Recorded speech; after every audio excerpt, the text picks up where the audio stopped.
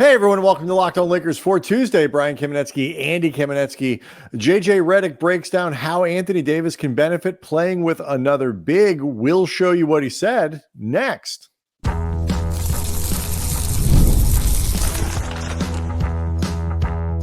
You are Locked On Lakers, your daily Los Angeles Lakers podcast, part of the Locked On Podcast Network, your team every day. Thanks to everybody for making Locked On Lakers your first listen of every day, Monday through Friday, sometimes on weekends. No matter how or where you get your podcasts, this one's always going to be free and never behind a paywall. Locked On Lakers on YouTube is where over 25,000 subscribers to the channel are all wondering exactly what the Lakers are going to do tonight in Vegas. 7 o'clock is tip against the Golden State Warriors. The Lakers have 3 games left on the preseason calendar, including a back-to-back. I believe it's Thursday and Friday, Andy, is the breakdown there. So don't know if LeBron and AD will play in all 3, but very curious to see how much they play of the other ones. So we'll get into that in a moment. Do want to let everybody know that today's episode is brought to you by Game Time. Download the Game Time app, create an account, use the code LOCKEDONNBA for $20 off your first purchase. So you were down in El Segundo on Monday before the Lakers took off for tonight's game, and it was sort of like almost like a maintenance day, like, you know, a check-in on where things are so far, about halfway through the preseason, offensively, defensively. The mood still seems pretty good for what they're doing down there. Absolutely. And to begin, there was positive, if not concrete news, certainly positive developments and details with Austin Reeves, who missed Thursday's preseason game with an ankle injury. He said that he's feeling much better. He wants to get to, as he put it, 100% before he gets back out on the court, but he feels like he's pretty close to that. And he said, quote, "I will wake up Tuesday and see how I feel. We'll see. I would assume I would play a little bit, but like I said, I want to be 100% before going out there and playing 100%. So it sounds like he feels like he's on track to, at the very least, be able to put in 15, 20 minutes worth of work. But I think some of this will be dictated by how he feels. Some of this will be dictated for the plans using LeBron, AD, maybe even somebody like D'Lo over the next few games, just in figuring out who's going to be available, who isn't. Does it make sense for, say, Austin Reeves to play in a game if hypothetically LeBron and AD aren't playing tonight? I anticipate they will, but if they didn't, you know, those type of factors, things like that. But Reeves did not seem to be particularly concerned about his status, and that's obviously important.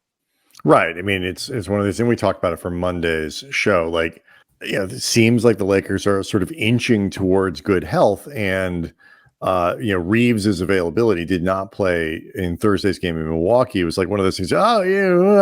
But he said that he didn't think it was going to be a problem. The Lakers said they didn't think it was going to be a problem, and it doesn't appear that it's going to be a problem. So if he's certainly, there's no danger of him. It seems like missing. He practiced today. Real he games. He practiced on Monday. Like, you know, we could tell he was wearing the ankle brace, sweating. Can't be that bad.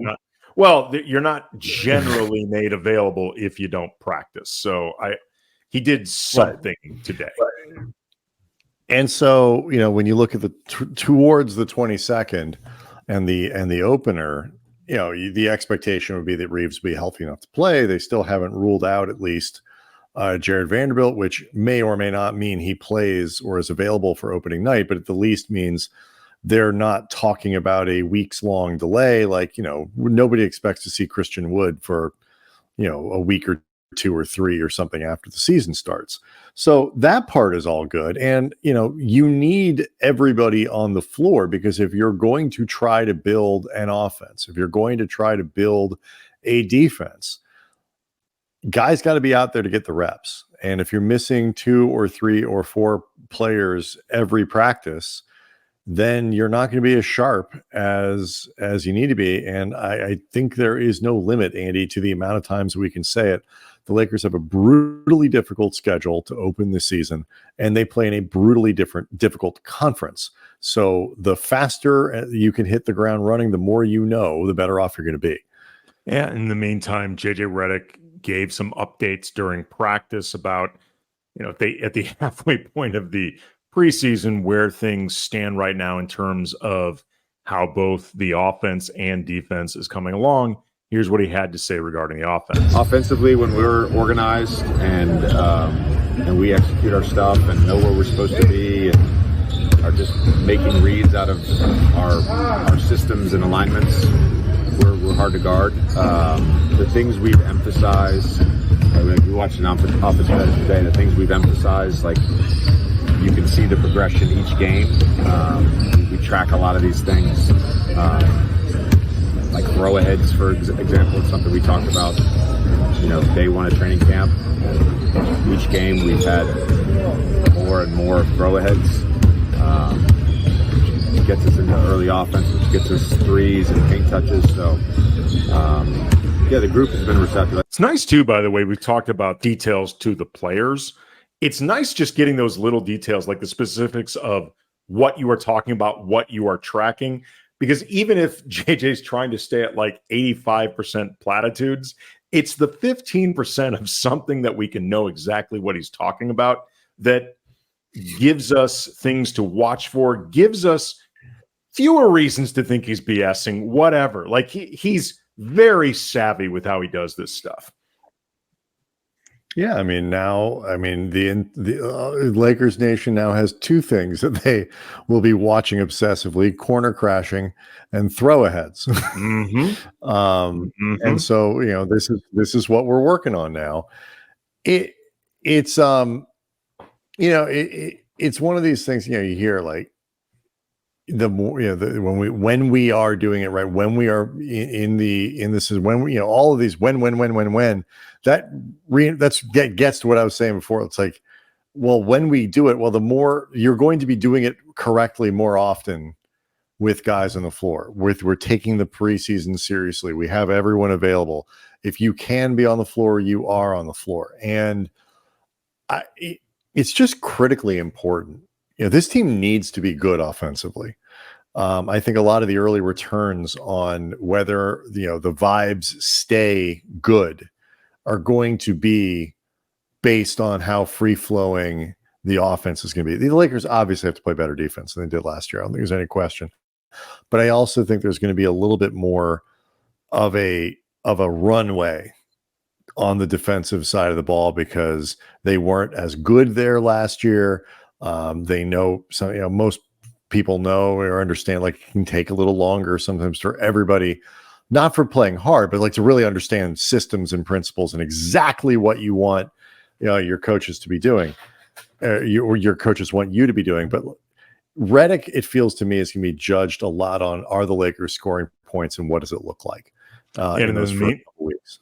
In the meantime, he talked a bit about where the defense stands now and just how they're going to try to make it work while, as you were saying, they are still in the learning process. Defensively, the biggest thing is trust, and trust comes from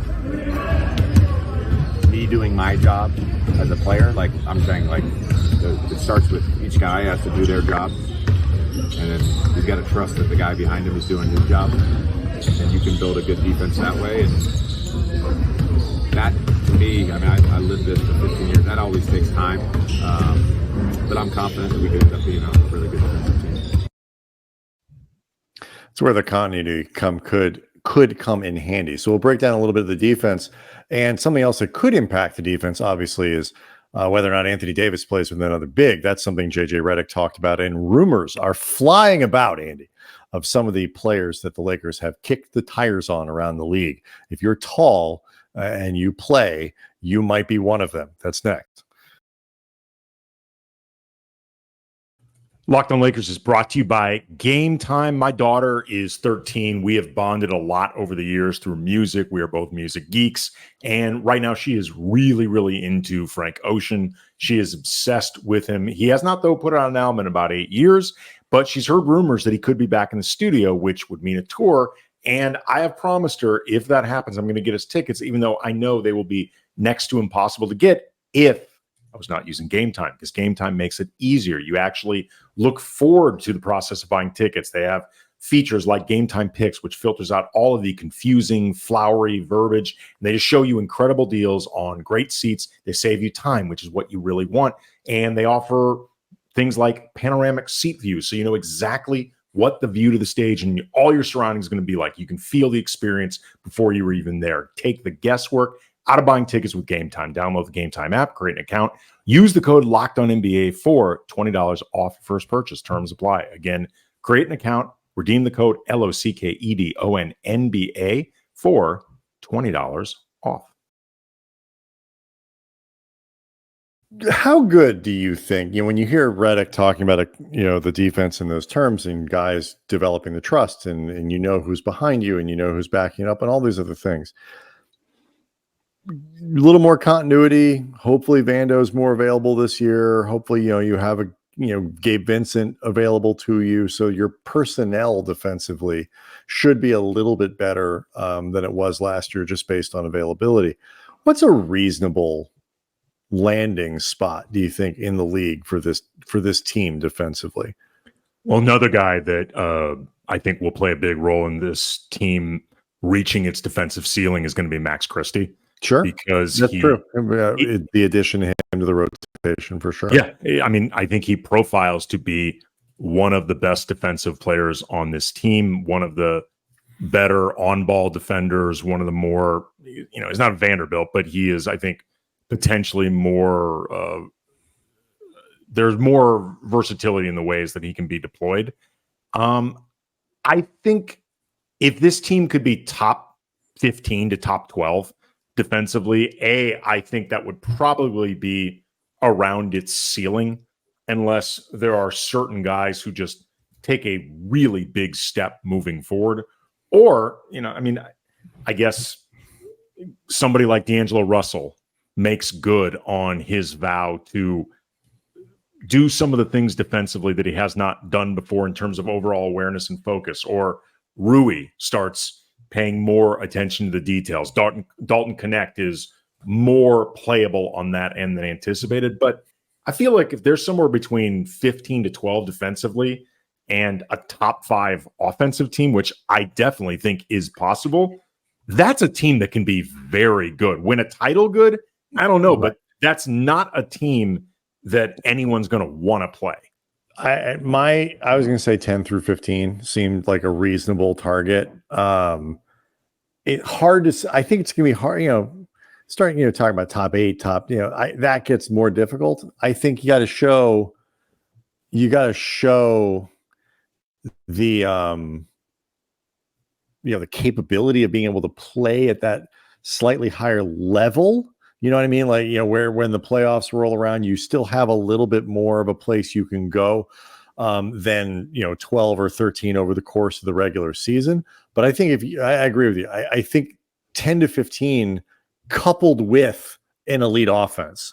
And that's, again, that's why I was saying before, I think, this team, especially early, is going to be judged on that. They have to be able to score the ball. They got to shoot. They got to do all these other things. Because I actually think a quality offense for them is going to be in part how you establish a good defense. Good shots, good balance, more balls going through than not will help them on the other side. Well, here's an area you mentioned, the idea of being able to bring something a little bit higher once you get into the playoffs. Here's a factor that I think both.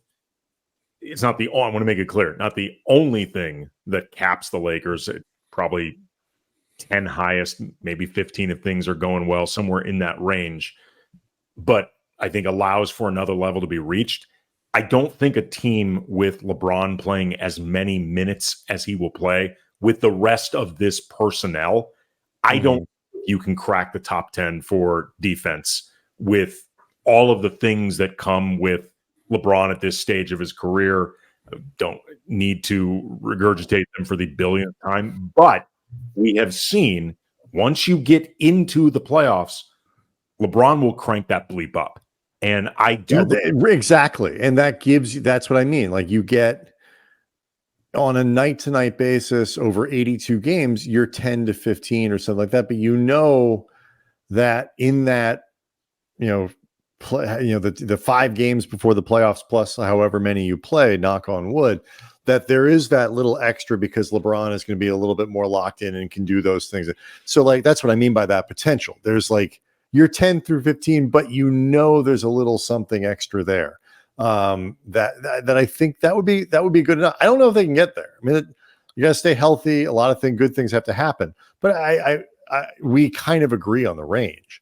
Yeah. And again, I think that's thinking about this in real time. I think that's kind of the answer to both what may provide a regular season ceiling, but where the ceiling could get raised in the playoffs. In a lot of ways, I think it actually, guys like D'Lo will matter. Guys like Rui will matter. We mentioned Connect or whatever, but I think at the end of the day, it is on both sides of the equation about LeBron. So one of the other things that will help the Lakers get to these points and reach their ceiling is the idea that they can find a little bit of help in places where they don't currently have it. The place everyone is focused is the backup center situation or another center. I think everybody would love to get a starting caliber center, but that's gonna be a little bit different. Any kind of large human to play with Anthony Davis. Redick talked on Monday about what it does for AD to put a center next to him. In some ways, yes. But I think having 2 bigs on the floor just naturally gives you more size and length. And AD, like I've said a few times now, is one of the most unique players in the NBA. The fact that he can play out on the perimeter, he can switch against guards, he can also play bigger players in the post, he can anchor a defense.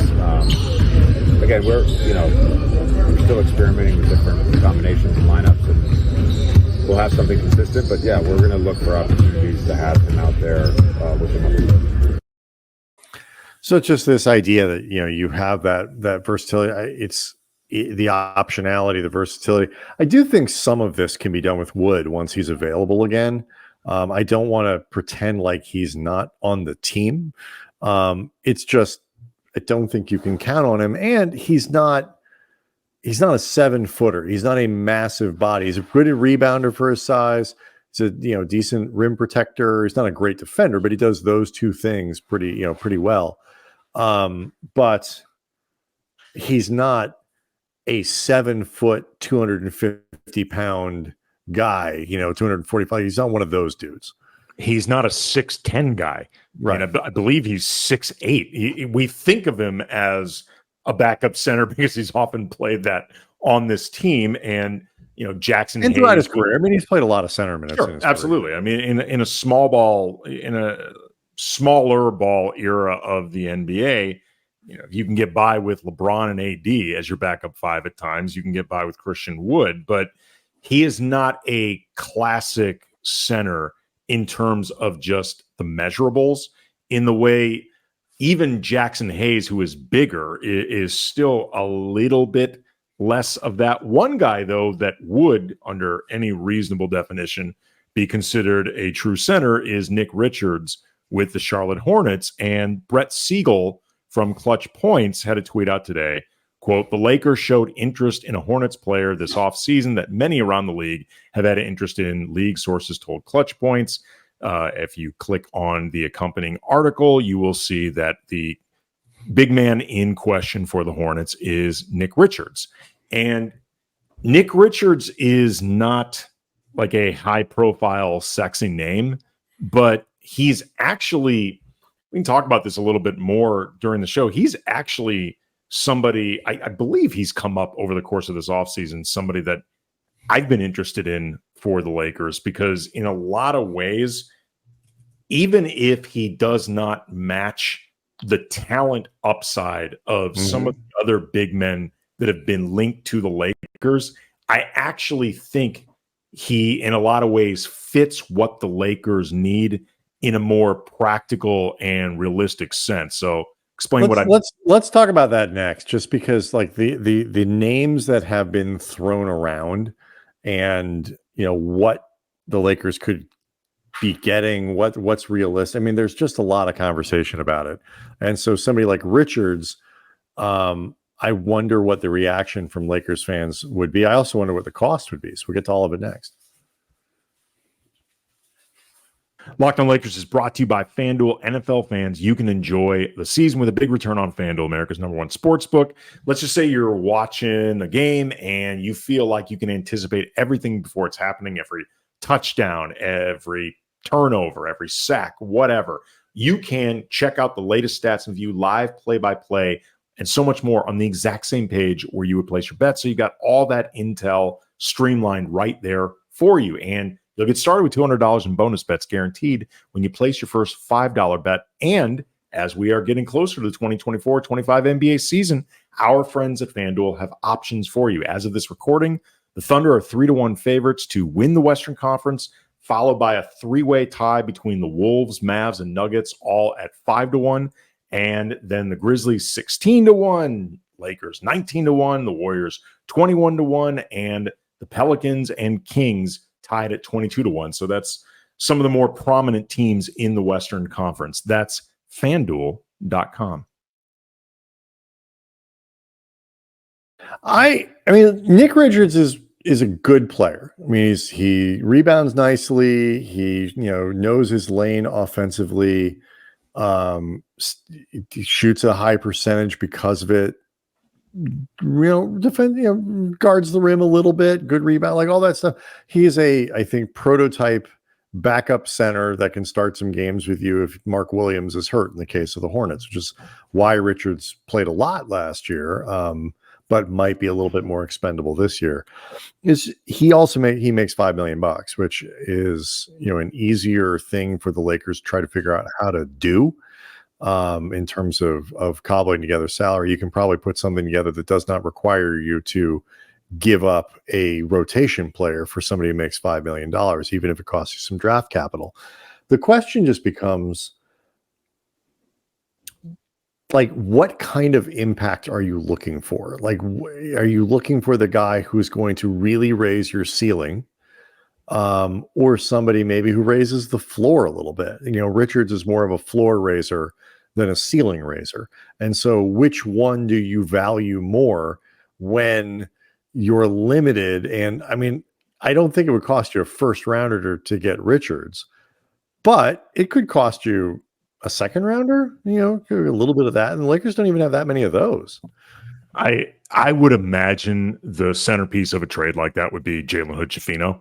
And Jalen Hood-Schifino, maybe a second or a super heavily protected first that might as well be a second, but you can sell it a little bit better if you're Charlotte. Protected 2 through 30 for the next 6 years. Something ridiculous like that, and then it eventually conveys to be a second round pick. What I like about, though, Nick Richards more than some of the names that have been connected to the Lakers, Walker Kessler with the Jazz, before the extension that he got, Wendell Carter Jr. with the Magic, is beyond the fact that those guys will rightly and predictably cost you more than someone like Richards in trade. And depending on the salary of someone like Richards, someone like Carter, or maybe other, for people who've liked like Nikola Vucevic or someone like that, you're going to end up having to give up more rotation players to where you start wondering about how much of your infrastructure are you gutting in? Do you actually get that much better? It's what we've talked about with Zach LaVine, just substitute in a big man. But what I like about Richards is I think he will be slotted into a role that he will realistically play, and what you realistically will have available on a team with Anthony Davis as your center. Like, there are only so many big men in the league that if you bring in, it will justify radically changing how much AD plays at the 4 versus the 5. Even if you're looking to move Anthony Davis more to the fore and give him more of those power forward minutes, whether because he wants it, the Lakers want it, Redick wants a combination of all three, whatever. There's still a cap to it because at the end of the day, Anthony Davis is likely going to close more games at center. He is, I think, at this stage of his career, functionally more of a center. There's the issues that go along with where do you put LeBron in those lineups, stuff like that. And someone like Carter or even Kessler, I think would end up overqualified for what they will ultimately be brought in to do. And more than that, you're going to be overpaying to ultimately give them the role they're going to have.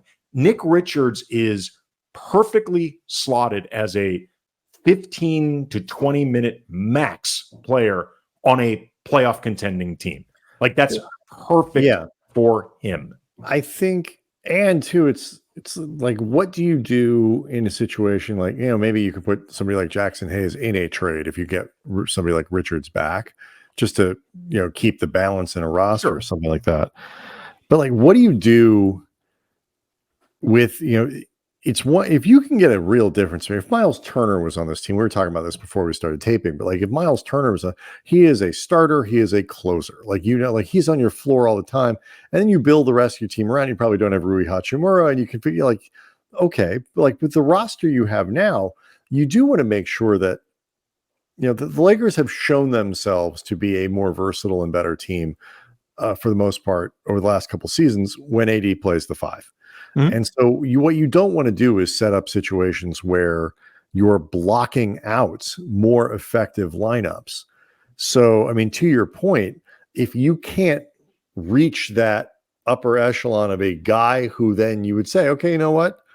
Rui's just going to play a little less, or Vando is going to play a little. Well, these guys become tradable, or whatever that might be. If you can't reach, if you're just going to be sort of duplicative of what you already have from a talent level, is it worth the limited draft capital to get a higher named player? Certain guys are already off the market. Wendell Carter Jr., is not going anywhere now that he's signed his extension, and I think Jonas Valanciunas is probably, I don't think you can look at him until the deadline, if at all. And it is, not to sound like Rob Pelinka, it's going to be hard to acquire these people, and beggars may not be able to be choosers.